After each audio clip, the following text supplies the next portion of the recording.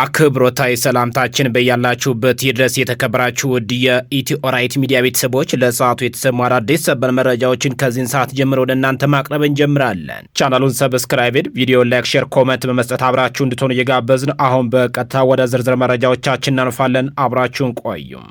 በቡርጂ ዞን በውርስ ምክንያት 3 የቤተሰቦችን አባላት በጥይት ደብድቦ የገደሉ ተከሳሾች በሞት እንዲቀጡ ተወሰነ። ይህ በአካባቢው የመጀመሪያ የሞት ፍርድ ውሳኔ እንደሆነም ተገልጿል። የወንጀል ድርጊቱን የተፈጸመባቸው ነሐሴ 16 ቀን 2017 ዓ.ም ከምሽቱ 2 ሰዓት ገደማ በደቡብ ኢትዮጵያ ክልል ሶያማ ዙሪያ ወረዳ ገራ ቀበሌ መሆኑን በዞኑ ፍትህ መምሪያ የልዩ ልዩ ወንጀሎች ዘርፍ አስተባባሪ አቶ ነጋልኝ አለሙ ለቲክባብ ኢትዮጵያ ገልጸዋል። በዚሁ ቀበሌ አቶ ዋቶ ወርቁ የተባሉ አዛውንት ዕድሜያቸው እየገፋ መምጣቱን ተከትሎ በአካባቢው ባህል መሰረት ልጆቻቸውን ጠርተው የመሬት ውርስ ክፍፍል ማድረግ ይጀምራሉ። ይህ እየሆነ ባለበት በሂደቱ ተቃርኖ የነበራቸው የአዛውንቱ የመጀመሪያ ልጅና የልጅ ልጃቸው ሁለቱንም የክላሽንኮቭ መሳሪያ በመታጠቅ በቤተሰብ አባላቱ ላይ ተኩስ መክፈታቸውን አቶ ነጋልኝ ለቲክባብ ኢትዮጵያ ተናግረዋል። ጥቃቱን አዛውንቱ አቶ ዋቶ ወርቁንና 2 ልጆቻቸውን ወዲያውኑ ሲሞቱ 2 የቤተሰብ አባላት ደግሞ ከባድ ጉዳት ደርሶባቸው ወደ አርባ ምንጭ ሪፈራል ሆስፒታል መላካቸውን ገልጸዋል።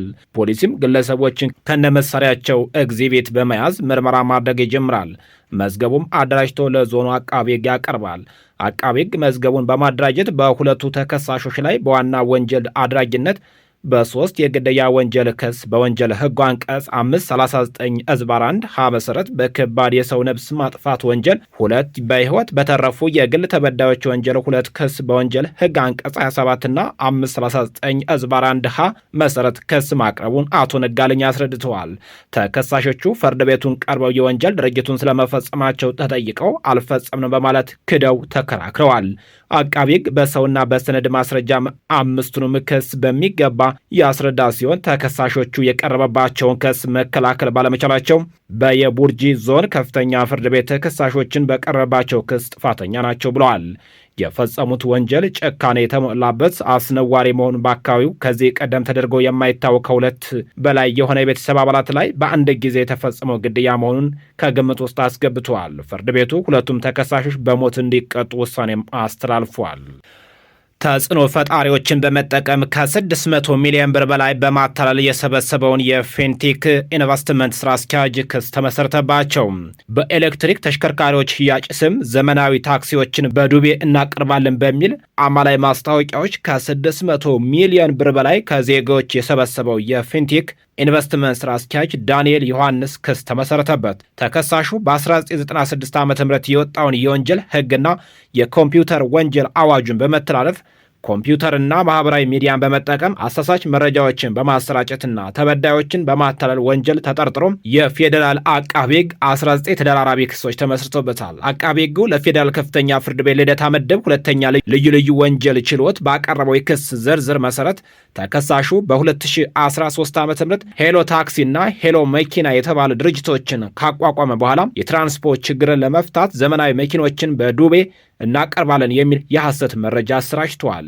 በዚህም ከ5000 በላይ ግለሰቦች ለመመዝገቢያና ለቅድመ ክፍያ እስከ 247500 ብር እንዲከፍሉ ካደረገ በኋላ የመኪኖቹን የሞተርና የቻንሲ ቁጥር በማሳየት ውል አሳስሮ ድርጅቱን ዘግቶ መሰወሩ በክሱ መገለጹን ተዘግቧል። የኢትዮጵያ አየር መንገድ ወደ እስራኤል መዲና ቴል አቪቭ የሚያደርጋቸውን በረራዎች መሰረዙን አስታወቀ። የኢትዮጵያ አየር መንገድ በእስራኤል ያለውን ወቅታዊ ሁኔታን ተከትሎ ሚያዝያ 7ና 8 ወደ ቴል አቪቭ የሚያደርጉትን ከዚያም የሚነሱ በረራዎችን ለተወሰኑ ጊዜ መሰረዙን ባወጣው መግለጫ አስታወቀም። በመካከለኛው ምስራቅ ጦርነት የተነሳ የነዳጅ ዋጋ በእጥፍ መጨመሩን በፊሊፒንስ ህዝባዊ ተቃውሞ ተቀሰቀሰ። እስራኤልና አሜሪካ በኢራን ላይ ጦርነት መክፈታቸውን ተከትሎ በነዳጅ ዋጋ ላይ ያሳረፈውን ተጽዕኖና በሆርሙዝ ባህር በኩል የሚያደርጉትን የመርከብ ትራፊክ ፍሰት መቆራረጡ በመቃወም የፊሊፒንስ ዜጎች አደባባይ ወጥተዋል። ጦርነቱ ከ1 ወር በፊት የተቀሰቀሰ ወዲህ የናፍጣና ቤንዚን ዋጋ ከእጥፍ በላይ ጨምረዋል።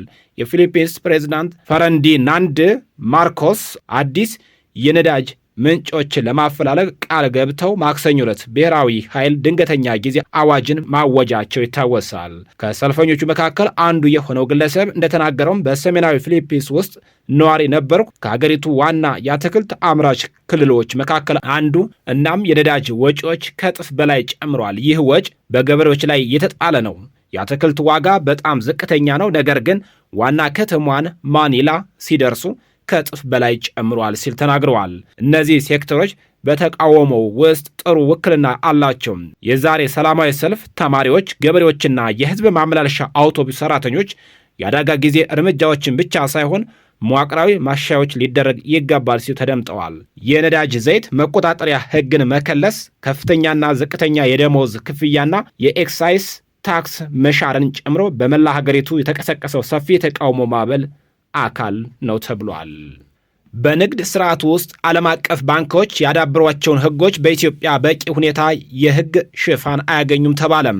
የኢትዮጵያ ንግድ ባንክ ከፌዴራል የመጀመሪያ ደረጃ ፍርድ ቤት ጋር በመተባበር በዓለም አቀፍ ንግድ፣ በዓለም አቀፍ የባንክ ዋስትና፣ በዲጂታል ባንኪንግና ሌሎችም የባንክና ህግ ነክ ጉዳዮች ላይ ለዳኞች ስልጠና እየሰጠም ይገኛል። የባንኩ የህግ አገልግሎት ምክትል ፕሬዝዳንት ወይዘሮ ሶስና አለማየሁ ለብስራት ሬዲዮ እንደተናገሩትም ከዓለም አቀፍ የንግድ ስርዓቱ ጋር በተገናኙ ኢትዮጵያን ተግባራዊ እያደረገች ያለችውን የህግ ማዕቀፎች ውስንነት ያላቸው ናቸው ብለዋል።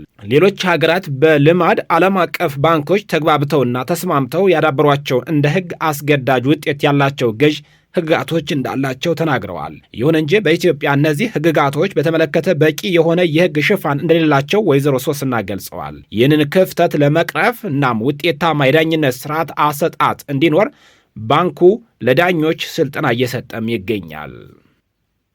የአሜሪካው ፕሬዝዳንት ዶናልድ ትራምፕ ኢራን የሆርሙዝ የባህረ ሰርጥን ካልከፈተች በኢራን የኃይል መሠረተ ልማቶች ላይ ጥቃት እንደሚፈጽሙ የሰጡት ቀነ ገደብ ወደ 10 ቀናት ቢያራዝሙም ወደ አካባቢው 10,000 ያህል ወታደሮች ለመላክ እቅድ እንዳላቸው ተሰማ። ይህ የአሜሪካ ስምምነት ለምትለውም ባለ 15 ነጥቦች የመግባቢያ ሐሳብ ኢራን እንድትቀበል ጫና ለመፍጠር አሊያም የእግረኛ ውጊያ ለማድረግ እየተዘጋጀች እንደሆነ ማሳያ ተደርጎ እንደሚወሰድ የፖለቲካ ተንታኞች ይገልጻሉ። የአሜሪካው ፕሬዝዳንት ዶናልድ ትራምፕ ከኢራን ጋር የእግር ጦርነትን እንደሚያደርጉ ደጋግመው መግለጻቸው የጠቀሰው የፈረንሳይ ዜና አገልግሎት የኢራን ዋና የነዳጅ ምንጮች የሆነችውን ካህራግ ደሴት የመቆጣጠር ፍላጎት ሳይኖራቸው አይቀርም ብለዋል። የአሜሪካው የመከላከያ ሚኒስቴር ፔንታጎን የአሶሼትድ ፕሬስ የማብራሪያ ጥያቄ ምላሽ ሊሰጥ አለመፍቀዱንም ዜናው አክሏል። የኢራን እስላማዊ አብዮት ዘብ ዛሬን ጨምሮ ባለፉት ተከታታይ ቀናት በእስራኤልና በባህረ ሰላጤው ሀገራት የሚሳኤልና የሰው አልባ የጦር አውሮፕላኖች ጥቃት መፈጸሙን አስታወቀም። ጥቃቱ የተፈጸመው በረዥምና በመካከለኛ ርቀት ተወንጫፊ ሚሳኤሎችና በአጥፍቶ ጠፊ ሰው አልባ የጦር አውሮፕላኖች ነው።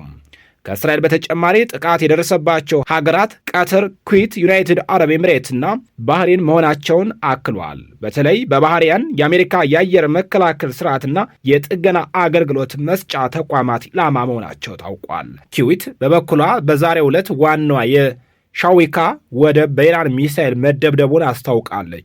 የኩዌት የወደብ አገልግሎት ባለስልጣን እንዳለውም በወደቡ ጉዳት ቢደርስም በሰው ሕይወት የደረሰ ጉዳት የለም ሲል የፈረንሳይ ዜና አገልግሎት ዘግቧል።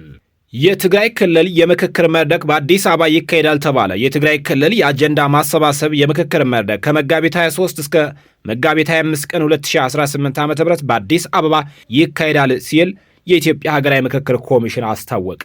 የኮሚሽን ዋና ኮሚሽነር መስፍን አርያም በሰጠው መግለጫ በትግራይ ክልል የምክክር ሂደቱ ለመጀመርና ምቹ ሁኔታዎችን ለመፍጠር በርካታ ስራዎች መከናወናቸውን ተናግረዋል። በዚህም ምክክር በርካታ ስራዎች ቢሰሩም እስካሁን መፍትሄም አልተገኘም ብለዋል። በዚህም በአዲስ አበባ እንዲደረግም ቀነ ገደብ ተሰጥቶታል ብለዋል። በዚህ መሰረትም በክልሉ ሀገራዊ ምክክር ለማድረግ ከጊዜያዊ አስተዳድሩ ከፖለቲካ ፓርቲዎች፣ ምሁራንና የሲቪክ ማህበራት ጋር ከ22 በላይ የውይይት መድረኮች በአዲስ አበባና በመቀሌ ከተሞች መደረጉን አስረድተዋል።